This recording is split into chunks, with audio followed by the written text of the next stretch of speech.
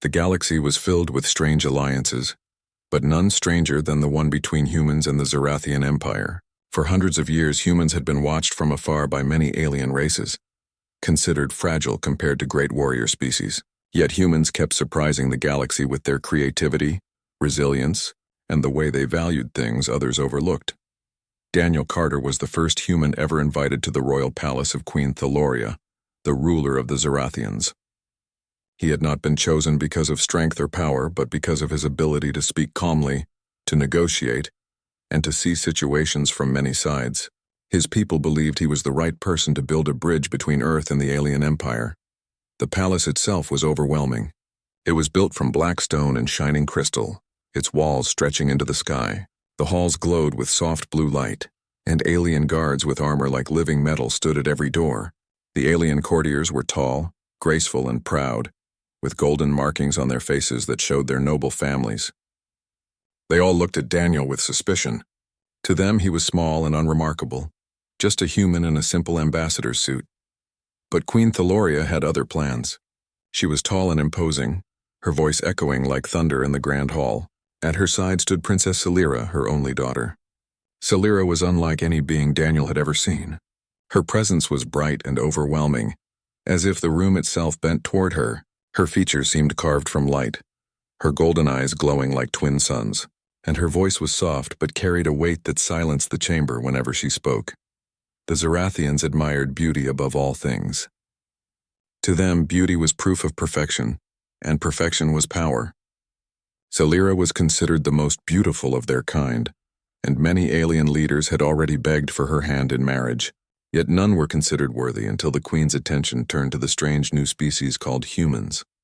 At the royal banquet, with nobles and soldiers gathered, Queen Thaloria spoke loudly so that all could hear. "Ambassador Daniel of Earth," she declared, "you are here to form ties between our worlds. What greater bond is there than marriage? My daughter, Princess Celira, is the jewel of the Empire. Will you not accept her as your bride?" The hall went silent. All eyes turned to the human. Daniel felt his chest tighten. He had been warned that politics in the Zarathian court could be dangerous, but he had never expected this. Princess Celira herself looked at him with calm interest. There was no pride in her eyes, no arrogance. She was waiting for his answer as if it truly mattered to her. Daniel stood slowly. His hands trembled, but his voice was steady. He looked first at the queen, then at the daughter, and finally spoke the words that shocked everyone in the room. "Your Majesty," Daniel said, bowing his head, "I cannot accept the hand of your daughter." The nobles gasped. Some laughed in disbelief, others growled in anger. Rejecting the princess was not only rude, it was unthinkable. Guards shifted uneasily, waiting for the queen's command. Queen Thaloria narrowed her golden eyes. "You dare reject my daughter? Do you find her unworthy? Do you insult our empire?" Daniel shook his head quickly. "No, your Majesty. It is the opposite." "Then explain," the queen demanded, her voice sharp as a blade. Daniel took a deep breath. His words needed to be careful, but also honest. He lifted his gaze and looked directly at the queen. "I cannot love her because she is too beautiful." The chamber froze. For a long moment, no one moved. The nobles stared at him as if he had lost his mind. Princess Celira blinked slowly, her glowing eyes unreadable. The queen's face turned dark with suspicion. "Too beautiful?" the queen repeated, her voice low. "You mock us?" Daniel shook his head again. His voice grew stronger. "I do not mock you. I speak the truth. Your daughter's beauty is so great that it blinds me. It is overwhelming, like standing before a star. I fear I could never see the person she truly is if I let her beauty be the only thing in my sight. And if I cannot see her heart, her mind, her soul, then I cannot love her as she deserves." The nobles whispered furiously among themselves. Some sneered, calling him a coward. Others tilted their heads, thinking deeply about his words. Princess Celira's expression shifted slightly, a faint glimmer of curiosity in her eyes. Queen Thaloria rose from her throne. Her presence filled the hall like a storm. "Human," she said, "your words are bold. But are they truth or just clever tricks to escape the honor I have given you?" Daniel stood firm, though his heart raced. "They are truth, your Majesty. I mean no insult. I only mean that beauty alone is not enough for love. A bond must be more than appearances. I would rather know the spirit of a person than worship their image. The queen's gaze bore into him, searching for weakness. The nobles muttered, demanding punishment. Yet Scifi remained silent, her eyes fixed on the human with a strange calm. Finally, Queen Thaloria sat down again. "You speak strangely, human. Perhaps your species sees differently than ours. Very well. You will remain here, and we shall see if your words are as strong as your heart claims." The banquet resumed, but the air was tense. Some nobles laughed behind their hands, others glared with hatred. Daniel sat quietly, knowing he had walked on the edge of disaster. But he also noticed something he had not expected: Scifi's faint smile. It was small, almost hidden, but real. For the first time, the princess looked not like a distant jewel, but like someone curious, someone perhaps longing to be seen beyond her beauty. The days that followed the banquet were uneasy for Daniel. Every corner of the Zarathian palace seemed to watch him. The alien nobles whispered behind his back. Their sharp eyes filled with suspicion. Some believed he had insulted the crown by refusing the queen's offer. Others thought he was either a fool or a trickster. Yet Daniel kept moving forward, reminding himself that he was not here for himself but for the future of his people. Queen Thaloria was not satisfied with his strange words. She wanted proof. A human could say many clever things, but words without actions were like empty cups. To test him, she ordered that Daniel face a series of trials, each designed by her advisors. If he failed, she would send him back to Earth in disgrace or worse. The first trial was held in the Hall of Blades, a grand chamber where walls shimmered with floating weapons. The test was of combat. A Zarathian noble warrior, twice Daniel's size, stepped forward with armor shining like silver fire. The crowd expected an easy victory. Daniel had no weapons, only his wits. When the trial began, the noble swung with brute force, each strike powerful enough to crush stone. Daniel moved quickly, dodging, rolling, using the floor and walls to escape the deadly blows. The nobles laughed at first, calling him a coward, but soon they grew silent as Daniel's patience wore his opponent down. The Zarathian became tired, his swings slower. At the right moment, Daniel leapt and tapped the warrior's armored chest with his hand. "I could have placed a blade here," he said calmly. "Strength is not always about force. Sometimes it is about timing." The queen raised her hand and the trial ended. The hall echoed with mixed voices, some angry, others impressed. Daniel had not defeated the noble with violence, but he had survived, and survival itself was a kind of victory. The second trial came 2 days later, in the Chamber of Wisdom. Here, alien scholars presented Daniel with riddles and problems from across the galaxy. They asked him to solve equations about star routes, to untangle stories of history, and to answer questions about morality that even their own philosophers argued over. Daniel did not know all their science, but he thought carefully, often pausing before speaking. He gave simple answers rooted in human experience. One scholar asked, "If two armies stand ready for battle, each claiming their cause is just, which is truly right?" Daniel replied softly, "Neither is right if both forget the value of life. Justice cannot come from destruction. It must come from finding a path where both can live." The hall grew quiet. Even those who disliked him could not deny his answer carried weight. To the Zarathians, victory often meant crushing an opponent. To hear a human speak of peace with such confidence was unexpected. The final trial was one of loyalty. Daniel was placed in a chamber with a holographic illusion. The illusion created a scene of Earth under attack. His people cried out for help, and he was given a choice: press a button that saved Earth but destroyed the Zarathian palace, or press another button that saved the Zarathians but left Earth to fall. Daniel refused both buttons. He stood still and said loudly, "This is no test of loyalty. It is a trap. I will not choose between my people and yours because the purpose of alliance is to protect both. If there is no path that saves us all, then what worth is this partnership?" When the illusion faded, silence filled the chamber. Some nobles scoffed, saying he had refused to choose, but others began to murmur with respect. For the first time, they saw a human who did not bow to impossible rules. Through each trial, Princess Scifi watched from the side. Her golden eyes never left Daniel. She had heard many promises from alien suitors who praised her beauty, but none had shown the courage to speak against her people's traditions. Daniel's humility and honesty unsettled her in a way she could not explain.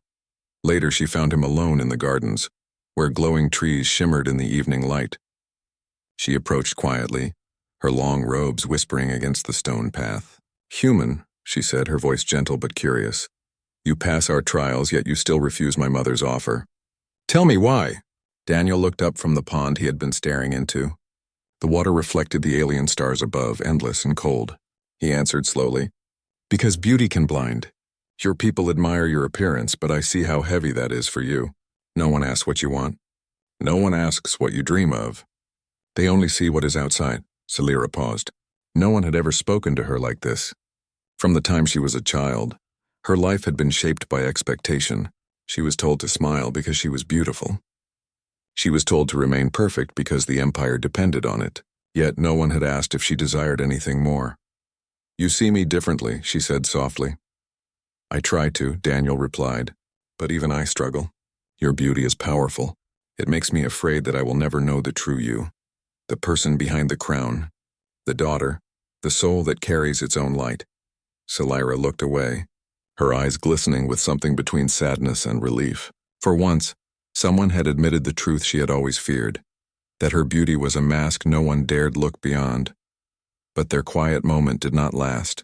That same night, whispers spread through the palace. Several nobles, insulted by Daniel's presence, plotted against him. They declared in secret chambers that the human was dangerous, that his words poisoned the empire.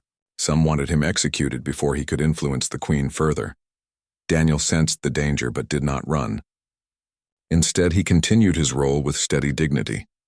He spoke with soldiers, shared meals with workers, and listened to the palace servants as if they mattered as much as nobles. Wherever he went, he left behind confusion. The Zarathians were used to power flowing upward, but here was a human who treated the lowest and the highest with the same respect. Princess Celira saw this too.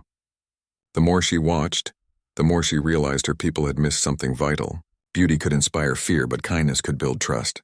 For the first time in her life, she wondered if love was not about being admired, but about being understood. As the days passed, the queen prepared to call Daniel again. She had seen him survive the trials. She had seen him speak words that echoed through her court. And now she wanted to know the truth. Would this human stand firm again? Or would he finally bow to the weight of her throne? The palace waited. Some wanted his downfall. Others hoped for more. And Princess Celira's heart, long hidden behind her glowing perfection, began to beat with quiet hope. The palace was restless. Whispers filled its long halls like shadows creeping across the walls. Some nobles demanded Daniel's removal, saying the human had insulted the crown too many times. Others remained silent but watched with growing curiosity. No one could deny that the human had passed every trial, not with brute strength or sharp weapons, but with patience, honesty, and courage of heart. Queen Thaloria sat upon her throne, her golden eyes hard as steel. She had watched Daniel closely since the banquet. His words had puzzled her, and his victories in the trials had unsettled the order of her empire. The Zarathians valued beauty and power above all things, but this human spoke of things that seemed fragile: kindness, compassion, loyalty. Were these truly strengths, or were they weaknesses dressed in clever speech? On the evening of the next gathering, the queen summoned Daniel once again. The great hall was filled with nobles, soldiers, and scholars. The air was tense, for everyone expected a final decision. Either the human would win the queen's respect or he would face disgrace. When Daniel entered, he walked calmly, though he could feel the weight of 100 eyes upon him. Princess Celira stood at her mother's side, her face unreadable. Yet her heart beat fast, for she knew something important was about to unfold. The queen's voice boomed through the hall. "Human, you have spoken strange words and walked through trials meant to break you. Yet still you stand. Tell me now, before all my people, do you love my daughter? Or are your words nothing but a shield to hide your fear?" The chamber grew silent. Daniel looked up at the queen, then turned his eyes toward Celira. She was radiant as always, her beauty enough to silence the entire room. But Daniel did not see only that. He saw the way she held herself like a prisoner in her own perfection. He saw the longing in her eyes, the quiet hope that someone would finally see her as more than a jewel. Daniel took a step forward. His voice was steady, though soft. "Your Majesty, I once said that I could not love your daughter because she is too beautiful. That was true, for her beauty blinded me. But now I have seen more. I have seen her courage, her patience, her kindness, even when surrounded by expectations. I have seen her spirit behind the crown. And now I say I do love her, not for her beauty, but for the person she is beneath it. The hall erupted with noise. Some nobles shouted in anger, claiming he spoke too boldly. Others murmured in awe, struck by his words. Princess Celira's eyes widened, her calm mask breaking at last. For the first time in many years, she felt tears well in her eyes, not of sorrow, but of relief. But before the queen could respond, a sudden commotion broke through the chamber doors. Armed figures stormed inside, rebels, nobles who had plotted in secret to overthrow Queen Thaloria. They believed she had grown weak by entertaining human ideas, and they would seize the throne for themselves. The guards rushed to defend the queen, but the attackers were swift. Blades of light clashed, the grand hall echoing with the sound of battle. In the chaos, Princess Celira was targeted. A rebel lunged toward her with a weapon raised high. Without a thought, Daniel moved. He had no armor, no blade, only his will. He threw himself forward, placing his body between Celira and the attacker. The strike meant for the princess hit him across the shoulder, pain surging through his body. Still, Daniel stood his ground, grappling with the rebel until the guards rushed to overpower the attackers. When the fighting ended, Daniel collapsed, blood staining his simple ambassador's suit. Celira knelt beside him, her golden eyes burning not with pride but with fear and tenderness. "Why?" she whispered. "Why would you risk your life for me?" Daniel smiled faintly through the pain. "Because love is not about beauty. It is about choice. And I choose you not for how you look but for who you are." His words struck deeper than any blade. Celira took his hand, and for the first time in her life she felt seen, not as a symbol, not as a jewel, but as herself. The queen rose, her presence commanding silence once more. She looked at the human, weak but unbroken, and then at her daughter. Slowly she spoke, her voice no longer hard but thoughtful. "Zarathians have long believed that beauty is the highest power," Queen Thaloria said, "but this human has shown us another kind of strength. He has faced danger not with weapons but with truth. He has stood firm not for his people alone but for all, and he has protected my daughter not because she is beautiful, but because she is herself." The nobles bowed their heads, some in shame, others in respect. The rebellion had failed, and the human had proven his worth. The queen turned to Daniel. "You have taught us something we had forgotten. Perhaps true strength is not only in beauty or power, but in seeing beyond them. For this I grant you not only my respect but also the bond you have already chosen." Celira's heart lifted. She looked into Daniel's eyes and saw no fear, no false praise, only honesty. For the first time she felt free. The hall was filled with light as the queen declared peace between their worlds. The alliance between Earth and the Zarathian Empire was sealed, not with contracts, not with weapons, but with understanding. Daniel stood weak but smiling, holding Celira's hand. The galaxy would remember this day as the moment when a human taught an empire what love truly meant. And for Celira, it was the day she discovered that beyond beauty, beyond expectation, there was something far greater, someone who chose to see her for who she was.